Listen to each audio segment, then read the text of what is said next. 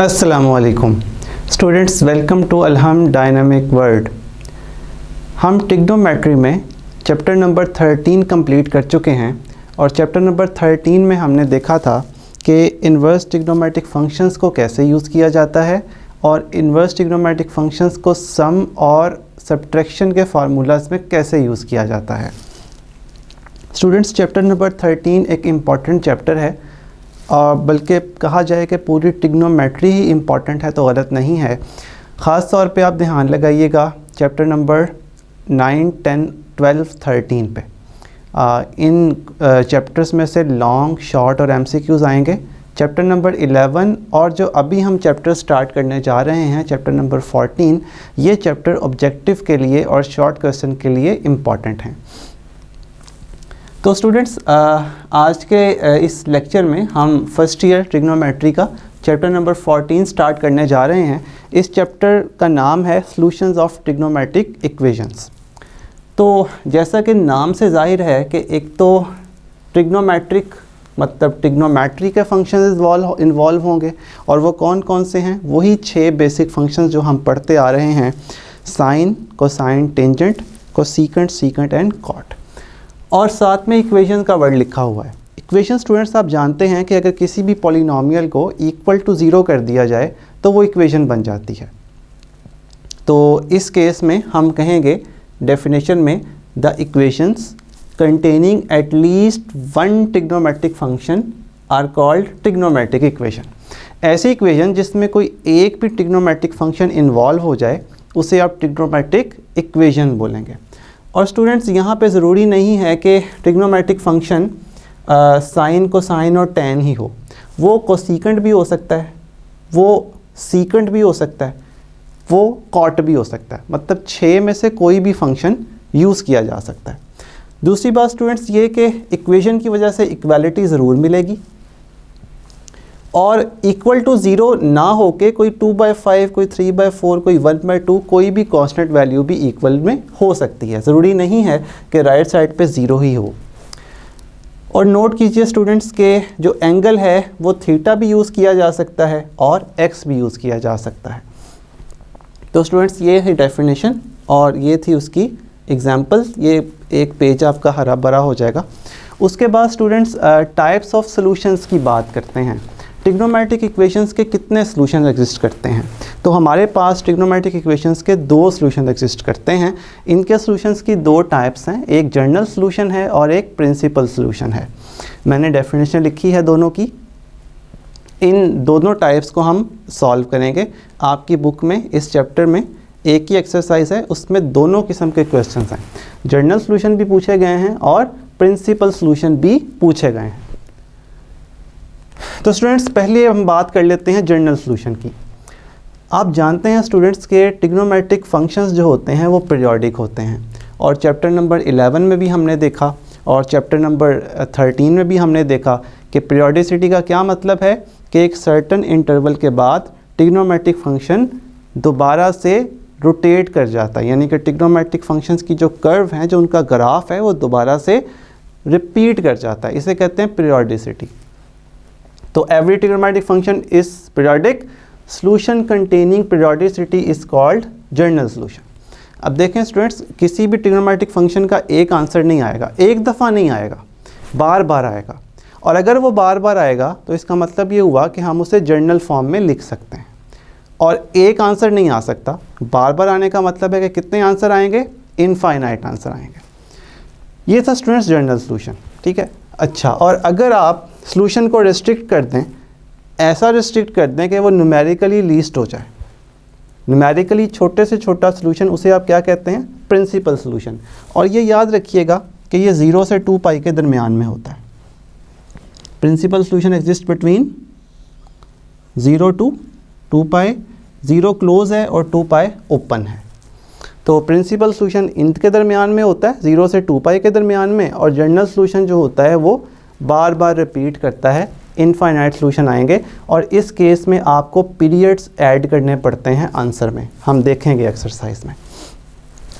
Students, steps क्या हैं? किसी भी ट्रिग्नोमेट्रिक इक्वेशन को सॉल्व करने के स्टेप्स क्या हैं? पहला स्टेप है कि रेफरेंस एंगल फाइंड करें।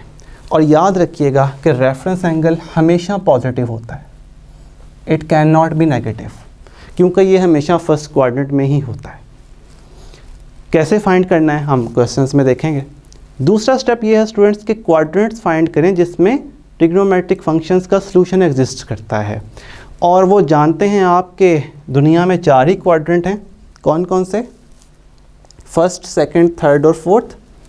फर्स्ट क्वाड्रेंट 0 से 90, सेकंड 90 से 180, थर्ड 180 से 270, फोर्थ 270 से 360। ये इस तरह से होता है। फर्स्ट क्वाड्रेंट में सारे के सारे ट्रिग्नोमेट्रिक फंक्शंस पॉजिटिव, सेकंड में साइन पॉजिटिव, थर्ड में tan पॉजिटिव, फोर्थ में cos पॉजिटिव, और इसी तरह से इनकी को रेशोज़ भी यहाँ पे पॉजिटिव होती हैं। ये भी आप जानते हैं, साइन की को रेशो कोसिकेंट पॉजिटिव, tan की को रेशो कॉट और cos की सीकेंट, वो भी यहाँ पे पॉजिटिव होती हैं। स्टूडेंट्स, ये जो आप थीटा आर कैलकुलेट करेंगे रेफरेंस एंगल, सॉल्यूशन आपके पास 4 ही कोऑर्डिनेट्स में से किसी 2 कोऑर्डिनेट्स में आ सकता है। तो थीटा आर, बेसिकली ये थीटा आर है रेफरेंस एंगल। तो जब भी आप फाइंड करना चाहें कोई भी सॉल्यूशन, तो आपको ये वाले 4 फार्मूलास याद रखने पड़ेंगे। मान लीजिए कि आपने एक ट्रिग्नोमेट्रिक फंक्शन को सॉल्व करने के लिए रेफरेंस एंगल निकाला और रेफरेंस एंगल थीटा आर आ गया। फिर आपने ये देखा कि उस ट्रिग्नोमेट्रिक फंक्शन का जो सॉल्यूशन है वो एग्जिस्ट कर रहा है फर्स्ट में और थर्ड में, ठीक है। तो आपने फ़ौरन से इस फार्मूलाज को देखना है। फर्स्ट क्वाड्रेंट में जो सॉल्यूशन होता है ना, वो रेफरेंस एंगल खुद होता है, यानी जो रेफरेंस एंगल आया है फर्स्ट क्वाड्रेंट में वही सॉल्यूशन होगा। सेकंड या थर्ड क्वाड्रेंट में जाने के लिए आप ये पाई यूज़ करते हैं। सेकंड में जाना है तो पाई में से आप रेफरेंस एंगल माइनस करेंगे, और अगर थर्ड में जाना है तो पाई में आप रेफरेंस एंगल ऐड करेंगे, और फोर्थ में जाने के लिए आप रेफरेंस एंगल 2 पाई में से माइनस करेंगे। 2 पाई में से माइनस किया तो फोर्थ में पहुंच गए, क्योंकि ये 360 डिग्री होता है या 2 पाई होता है।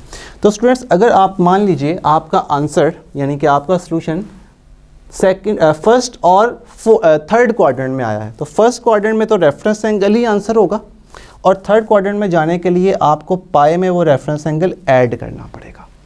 और आखिर में आप जब ये सारा काम कर लें तो सॉल्यूशन सेट लिख दीजिएगा। ठीक है स्टूडेंट्स, तो ये था ब्रीफ सा इंट्रोडक्शन ट्रिग्नोमेट्रिक इक्वेशंस के बारे में, उनके 2 सॉल्यूशंस की टाइप्स और उसको फाइंड करने के तरीके के बारे में। अब आइए हम कुछ क्वेश्चन सॉल्व करें। जी स्टूडेंट्स, तो आइए देखते हैं हम चैप्टर नंबर 14 को एग्जाम्पल्स के थ्रू। हमने 2 एग्जाम्पल्स यहाँ पे चूज़ की हैं। एक पेज नंबर 401 पे है, sin x = 1/2, इसको सॉल्व करना है, और एक sin x + cos x = 0 page number 403 पे इनको सॉल्व करना है। स्टेप्स हमने पहले से लिख लिए थे। तो स्टूडेंट्स, आइए हम इस एग्जाम्पल को सॉल्व करते हैं। हमें sin x = 1/2 का सॉल्यूशन चाहिए। सबसे पहले स्टूडेंट्स रेफरेंस एंगल फाइंड कीजिएगा। रेफरेंस एंगल फाइंड करने के लिए आप लिख सकते हैं सॉल्यूशन में सबसे पहले solution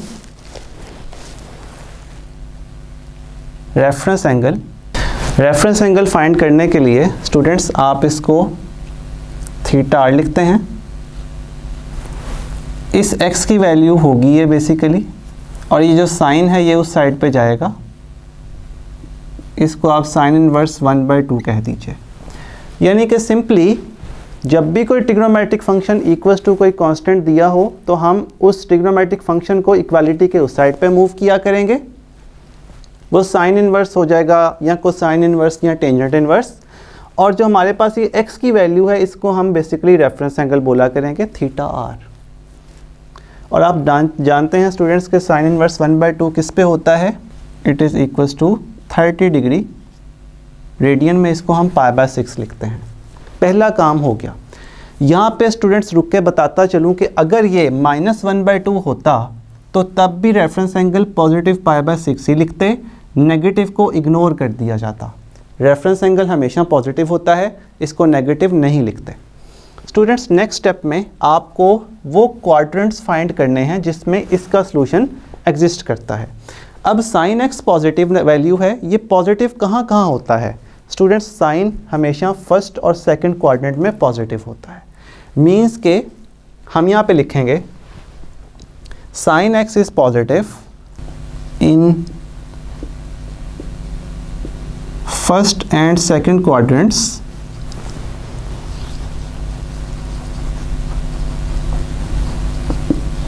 with reference angle theta r equals to pi by 6। अब हम स्टूडेंट्स इसको सॉल्व कर लेते हैं। नोट कीजिए, ये सॉल्यूशन हम लिखेंगे फर्स्ट क्वाड्रेंट का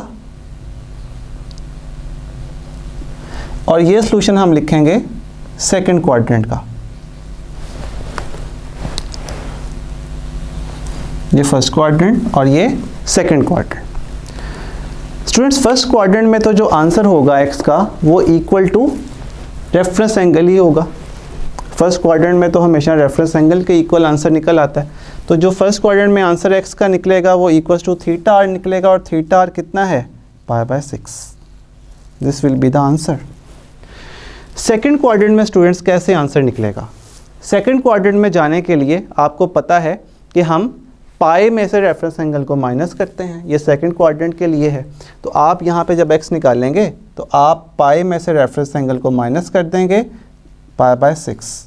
एलसीएम करने से स्टूडेंट्स ये बनेगा 6 pi minus pi divided by 6, x will be equals to 5 pi by 6। Students ये दोनों आंसर आपने फाइंड कर लिए, लास्ट में आपको सॉल्यूशन सेट दे देना है। तो आप जानते हैं स्टूडेंट्स के इस साइन एक्स फंक्शन का जो पीरियड होता है वो 2 पाई होता है, तो आपको इन दोनों आंसर्स में 2 पाई ऐड करना पड़ेगा और साथ में एक n लगाना पड़ेगा।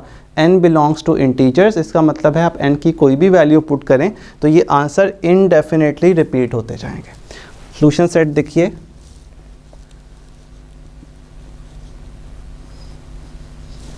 पाई by 6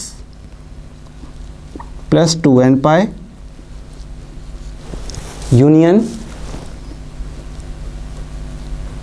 5 pi by 6 plus 2n pi where n belongs to integer, and this is the answer of the question। Students example number 2 हमने पेज नंबर 403 वाली चूज़ की है। आपके स्मार्ट सिलेबस में सब एग्जाम्पल्स शामिल हैं और क्वेश्चन नंबर 1 to 6 शामिल हैं एक्सरसाइज के। Sine x plus cosine x equals to 0 को सॉल्व करना है, पेज नंबर 403 पे है स्टूडेंट्स। तो इस तरह के फंक्शंस में जब भी दो ट्रिग्नोमेट्रिक फंक्शन आ जाएं तो हम कोई ना कोई फार्मूला यूज़ करते हैं या कोई अलजेब्रिक टेक्निक यूज़ करते हैं और हम इसको एक फंक्शन में कन्वर्ट करते हैं, तभी सॉल्व कर पाएंगे ना। साइन एक्स को इसलिए सॉल्व कर पाए थे क्योंकि ये एक अकेला फंक्शन था। तो हम यहाँ पे क्या करना चाह रहे हैं, हम साइन एक्स और कॉस एक्स को किसी एक फंक्शन में कन्वर्ट करना चाह रहे हैं। उसको कन्वर्ट करने की खातिर हम कोसाइन एक्स से डिवाइड कर देते हैं। जैसे स्टूडेंट्स हमने सॉल्यूशन में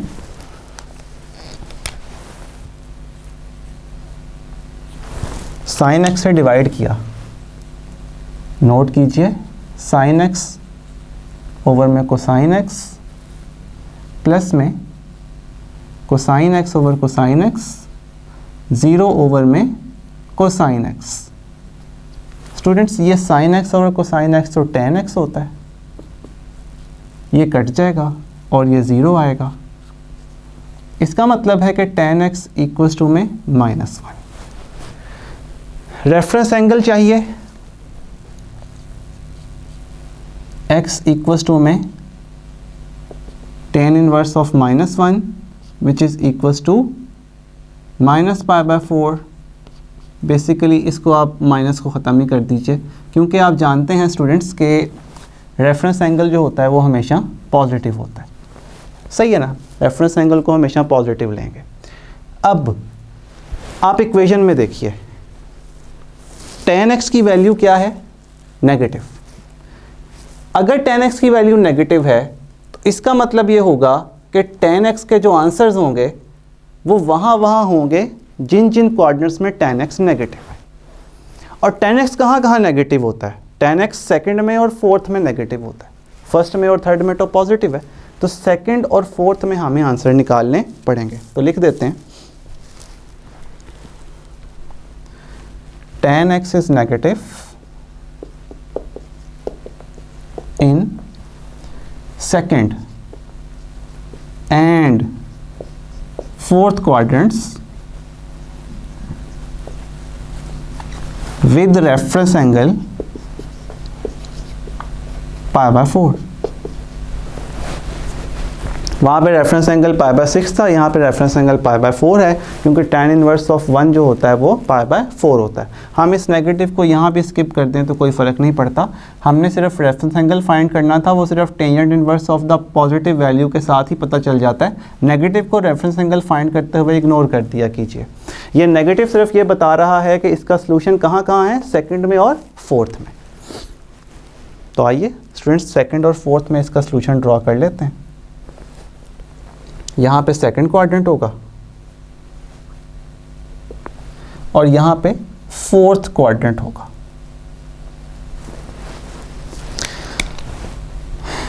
सेकंड क्वाड्रेंट में जाने के लिए आप अपने रेफरेंस एंगल को पाई में से माइनस करते होते हैं। तो x की वैल्यू क्या निकलेगी students, pi minus reference angle, x equals to में एलसीएम आएगा 4 पाई माइनस पाई और आंसर मिलेगा आपको 4 पाई माइनस पाई ओवर में 4, आंसर मिलेगा आपको 3 पाई divided bye 4। This will be the value of x and this is the solution in the second quadrant. Fourth quadrant में जाने के लिए आप 2 पाई में से रेफरेंस एंगल को माइनस करते हैं। x इक्वल्स टू में 2 पाई माइनस पाई बाय 4, जैसे ही आपने एलसीएम किया स्टूडेंट्स ये हो गया 8 पाई minus pi divided bye 4, answer is 7 pi by 4। आइए सॉल्यूशन सेट लिख देते हैं। सॉल्यूशन सेट होगा 3 पाई ओवर में 4। What is the period of tan x? इधर sin x का पीरियड कितना था स्टूडेंट्स, sin x का पीरियड था हमारे पास 2 पाई, तो हमने 2n पाई ऐड किया था। tan का पीरियड पाई होता है तो हम n पाई ऐड करने जा रहे हैं, नोट कीजिए।